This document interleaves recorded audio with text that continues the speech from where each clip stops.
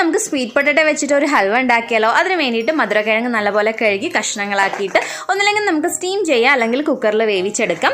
അതിനുശേഷം തൊലി കളഞ്ഞിട്ട് അതൊന്ന് ഉടച്ചു വെക്കാം. വേറൊരു പാനിലോട്ട് 2 സ്പൂൺ നെയ്യിടുക. അതിലോട്ട് കാഷ്യൂസ് ഇട്ടിട്ട് നമുക്കൊന്ന് വറുത്തെടുക്കാം കേട്ടോ. കാഷ്യൂസ് കൂടുതലിട്ടാൽ കൂടുതൽ ടേസ്റ്റാണ്.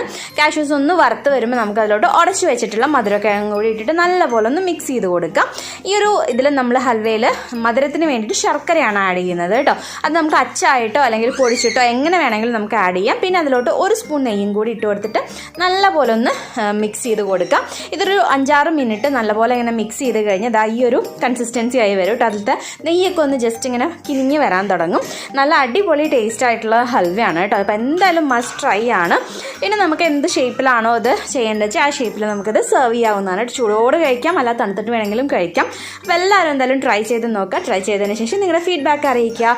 നമ്മുടെ വീഡിയോസൊക്കെ ഇഷ്ടമാവുന്നുണ്ടെങ്കിൽ ചാനൽ മറക്കാതെ ഒന്ന് സബ്സ്ക്രൈബ്